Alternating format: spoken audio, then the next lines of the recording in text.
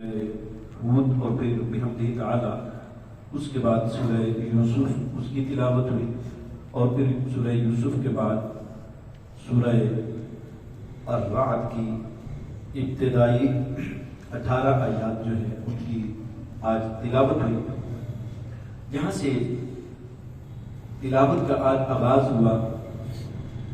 جیسے کہ کل کے درس میں نے یہ چیز عرض کی تھی کہ یہ مختلف انبیاء علیہ السلام کا ذکر جو ہے یہاں پر ہوا۔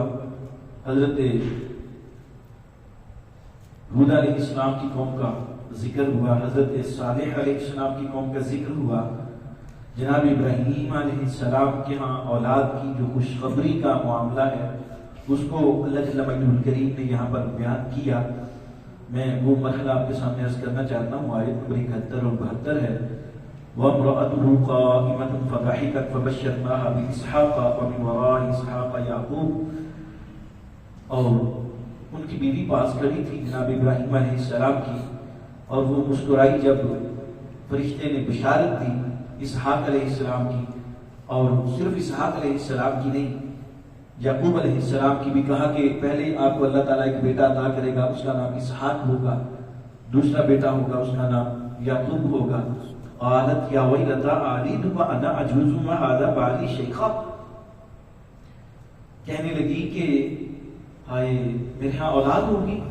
اس کا کیفیت کا ترجمہ اس میں زیادہ بنتا ہے، افسوس کا تو نہیں کہوں گا، جیسے مطلب تھوڑا سا جھجک جاتا ہے، شرما جاتا ہے کوئی تھوڑی سی عجیب بات سن کے، تو یہ والی کیفیت تھی، میرے ہاں بیٹا ہوگا، اولاد ہوگی میرے ہاں، میں بوڑھی خامد بوڑھا، ان هذا نشیب عجیب، یہ تو بڑی عجیب بات ہے۔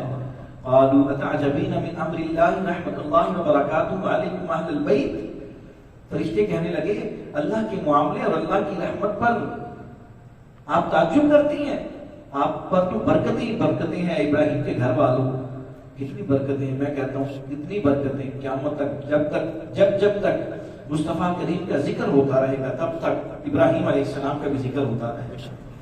کوئی رکعت خالی نہیں جاتی جس میں یہ نہیں کہا جاتا اللہم صلی علی محمد وعلی آل محمد کما صلیت علی ابراہیم وعلی آل ابراہیم انک حمید مجید۔ آگے چلیے ذرا، اللہم بارک علی محمد وعلی آل محمد کما بارکت علی ابراہیم وعلی آل ابراہیم انک حمید مجید۔ یہ قرآن کریم کی آیت نمبر 73 کی کما تفسیر ہے کہ تم پر برکتیں ہوں۔ کیا وہ لمحہ ہوگا جب فرشتے نے کہا کہ اے اہل بیت یعنی ابراہیم علیہ السلام کے گھر والوں، تم پر جو ہے وہ ہمیشہ برکتیں جو ہے وہ برستی رہے گی۔ ایسا گرامی قدر، پھر اس کے بعد سورہ یوسف جو ہے، میں کہتا ہوں کہ اخلاقیات کی اگر معراج کو انسان پہنچنا چاہے تو سورہ یوسف جو ہے اس کو پڑھنا چاہیے، اس کو دیکھنا چاہیے۔ یہ پچھلی جو گفتگو میں نے کی اس کے متصل ہی، اگر آپ اس گفتگو کو ملائیں تو آپ کو تھوڑا سا ایک خاندان سمجھنے میں آسانی ہوگی۔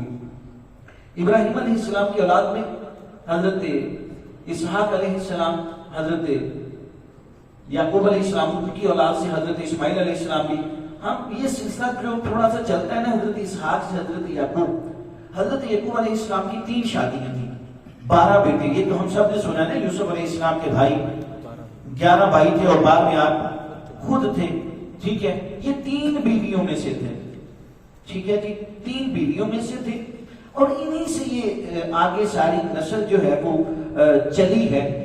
قابل ذکر جو ہے وہ سلسلہ میں عرض کر دیتا ہوں، اسماعیل علیہ السلام سے حضور تشریف لاتے ہیں، اور یعقوب علیہ السلام کی اولاد میں سے یہ سلسلہ جو ہے جو نبوت کا جو چلا ہے وہ یہودا کی اولاد میں سے حضرت داؤد علیہ السلام اور حضرت عیسیٰ علیہ السلام، حضرت داؤد علیہ السلام اور حضرت عیسیٰ علیہ السلام، اور جناب لاوا کی اولاد یہ بھی جناب یعقوب علیہ السلام کے بیٹے تھے، جناب یوسف علیہ السلام کے بھائی تھے، تو ان کی اولاد سے حضرت موسیٰ علیہ السلام اور حضرت موسیٰ اور حضرت ہارون علیہ السلام، یہ دونوں نبی جو ہیں یہ نبی چلے ہیں، اور یہودا کی اولاد سے جو آگے جو سلسلہ دنیا میں پھیلا ان کو کیا کہا گیا؟ یہودی کہا گیا۔ ان کو کیا کہا گیا؟ معاملہ وہاں پر آ کر بگڑا جب جناب موسیٰ علیہ السلام نے یہ دیگر انبیاء نے ان کو دعوت توحید دی، اور اس سے وہ پھر منحرف ہوئے. اور یوسف علیہ السلام کے جو سگے بھائی تھے، ماں بھائی جو تھے، ان کا نام تھا بنیامین. بنیامین جو ہے یہ بڑا اس کا عجیب معنی ہے، درد کا بیٹا. مطلب یہ ایک اتفاق سے ان کو نام اس حوالہ سے دیا گیا کہ ان کی زندگی جو تھی وہ دکھوں کے ساتھ تعبیر تھی، تکلیفوں کے ساتھ تعبیر تھی کہ سگا بھائی جو ہے وہ جدا ہو اور پھر کہیں پر جا کر ملاقات ہو اس سے، اور پھر ملاقات جو ہو اور پھر باپ بھائی کہے کہ دوسرے بھائیوں کو بتانا نہیں. یہ کیفیات جو ہیں عزیزان گرامی قدر اس خاندان کی. جناب یوسف علیہ السلام کے ذکر کو احسن القصص کہا گیا، اور سورہ یوسف میں ایک ایک آیت جب پورا ہم اس کو باب کو پڑھیں، ہم نے فیصلہ بھی دفعہ کچھ جمعۃ المبارک کی نشستوں میں یہ سورہ یوسف کو مکمل کیا تھا، سب کا ایک رکوع کر کے. بس کچھ ایک دو اشارے عرض کر دیتا ہوں کہ یوسف علیہ السلام کی زندگی اور سورہ یوسف یہ بتاتی ہے کہ زندگی تاریک راہوں سے بھی اپنا وجود نکال لیتی ہے. کہاں وہ کنویں کی تاریکی اور کہاں وہ مصر کی بادشاہت، کہاں وہ بھائیوں کا معاملہ زد و کوب کرنا، بابا جان کی نگاہوں سے منجل کرنے کے بعد زمین پر گرانا اور گرا کر کنویں کے اندر پھینک دینا، اور کہاں پر بھائیوں کا سائل بن کر ایک بار نہیں، دو بار نہیں، 3 بار بھائی سائل بن کر آتے ہیں در یوسف کے پاس. اور ایسے ہی یوسف علیہ السلام کو لقب نہیں دیا گیا تھا کریم ابن کریم، کریم ابن کریم، یعنی کریم ہیں آپ، اور آپ کے والد گرامی بھی کریم ہیں اور ان کے والد گرامی بھی کریم ہیں. ایک بار بھی انکار نہیں کیا. مختلف بہانوں سے جناب یوسف علیہ السلام جو ہیں وہ ان کو عطا کرتے چلے جاتے ہیں. یہ پیغمبرانہ اور صاف ہوتے ہیں. اگر ان کی کوئی جھلک ہماری زندگی میں آ جائے نا تو پھر وہاں سے ولایت کا باب شروع ہو جاتا ہے. اور میں کہتا ہوں جو سب سے مشکل مرحلہ ہماری زندگی میں ہوتا ہے وہ ہوتا ہے برداشت کا، جو شاید ہم نہیں کر پاتے. لیکن یوسف علیہ السلام کی زندگی یہ بتا رہی ہے کہ جو برداشت کر جاتا ہے پھر اس کو درجہ بھی اتنا اعلیٰ ملتا ہے، درجہ بھی اتنا اعلیٰ ملتا ہے کہ کیفیت یہ بنتی ہے کہ بھائیوں کی ساری کیفیات، ساری ان کی باتیں جانتے بوجھتے ہیں، لیکن اس سب کے باوجود کہتے ہیں کہ کوئی بات نہیں، تم نے اپنے ظرف کے مطابق کام کیا، میں نے اپنے ظرف کے مطابق کام کیا. مجھے کچھ دوست کہتے ہیں وہ اس چیز کو بڑا پسند کر دیتے ہیں، میں پھر عرض کر دیتا ہوں کہ عزیزان کرام کہتے ہیں ظرف اپنا اپنا بنانا چاہیے. پوری دنیا میں آج تک یہ مثال دی جاتی ہے، اور معاذ اللہ جب بے وفائی کی بات آتی ہے تو خونی رشتوں سے جب لوگ اکتا جاتے ہیں نا تو پھر بڑی عجیب بات کرتے ہیں، کہتے ہیں جی خونی رشتوں میں وفا نہیں ہوتی، خونی رشتوں میں وفا ہوتی تو یوسف علیہ السلام کے بھائی جو ہیں ان سے وفا کرتے. اس طرح کی باتیں کی جاتی ہیں، اور بڑے وہ 2 مصرے بڑے معروف کر دیے گئے کہ اگر خونی رشتوں میں وفا ہوتی کیوں بکتا یوسف مصر کے بازاروں میں. یہ بات جو ہے مطلب خونی رشتوں کو ڈیگریڈ کرنے کے لیے، ڈیویلیو کرنے کے لیے یہ کہی گئی. اور میں اس کی مثال جو متعارف کرنا چاہتا ہوں کہ یہ مثال تو لوگوں کو نظر آتی ہے ایسا کہ لیکن وفا کی مثال خونی رشتوں میں اس سے بڑی جو ہے وہ دنیا کو کیا نظر نہیں آتی؟ کیا وہ دنیا کے سامنے نہیں آتی کہ کربلا کا میدان کارزار سجا ہوا تھا، کربلا کا میدان کارزار سجا ہوا تھا اور رات کی تاریکی تھی. مولا حسین ابن علی کہہ رہے تھے جس نے جانا چلے جاؤ، جس نے جانا چلے جاؤ، میں تم میں سے وہ یزید میرے خون کا پیاسا ہے. اور باہر کھڑا کڑیل جوان جس کو کائنات عباس کے نام سے جانتی ہے، اس عباس نے کہا حسین ایک بار اجازت دے دے، یہ یزیدی کا سے کئی گناہ بھی ہوئے تو عباس کی ایک تلوار کی بات نہیں ہے. مثال جو ہے وفا کی قائم کی ہے. یوسف علیہ السلام کے بھائی جو ہے باپ ایک ماں الگ الگ ہے. یہاں پر بھی معاملہ یہی ہے.